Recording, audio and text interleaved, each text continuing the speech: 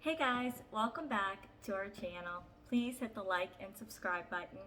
Today was our last day in Amsterdam and we decided to walk around the zoo. I'm just gonna go ahead and spoil it all for you now and tell you this was my favorite zoo that I've ever been to. We bought our tickets the day of. It was a super easy process. You go in and there's an option to take professional photos, which we did. The zoo was laid out in such an easy way to follow it because it was almost just a big circle, but they do still give you maps. We started by looking at some of the larger animals. Every zoo that you go to has, international animals, but I feel like they always highlight their local animals in an area. But I have to say, the reason this was my favorite zoo was because all of the animals were out. Like, you weren't searching for them to be sleeping under a rock or hiding in a shadow or in a cave. Like, they were out and about. They were eating, running, playing. And my favorite part of the whole trip normally is the penguin exhibit, because every zoo should have a penguin exhibit for me to even think about going to it, was watching the elephants eat. And while I say all the animals were eating, they were, but the elephant was maybe 30 feet in front of us, and he wrapped his trunk around this branch and pulled it down and ate it right in front of us. And saying it doesn't give it the true justice that it deserves. Like, you truly feel this animal's power and might and strength that's right in front of you.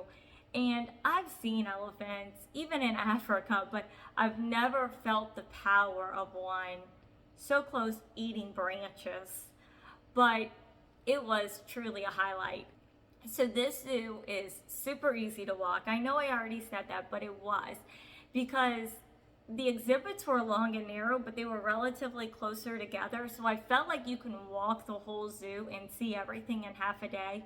Where there's been some zoos we've spent the entire day in walking, and I still feel like we didn't get to see it all because they're just so spread apart.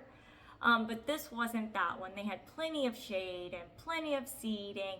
And then there were two unexpected areas of the zoo. They had a butterfly garden and a reptile area. And I guess this isn't expected because it's such a cold region that you don't even think about these animals being there, because even when we were out walking, I never thought about a snake lurking somewhere, because it just gets so cold there. And it was not the most impressive reptile exhibit I've ever seen, but I was impressed that they had one at all.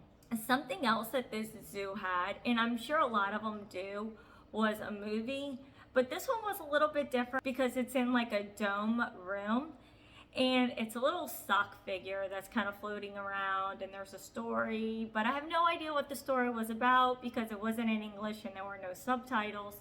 So I do wish that they at least had it in subtitles or had headphones so we can listen to it another way. But it was still pretty cute to watch.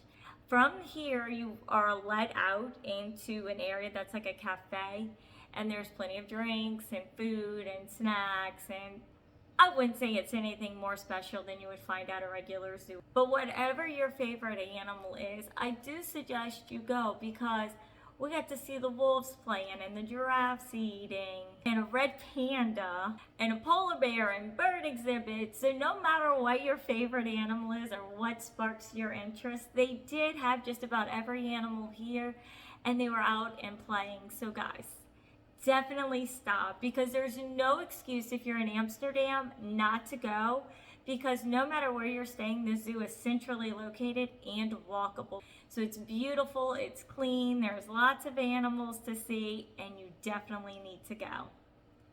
So thank you for sticking around for another video. Come back, because I am going to do another video of the city of Amsterdam as a whole, and that'll wrap up our Amsterdam trip. Thanks, guys.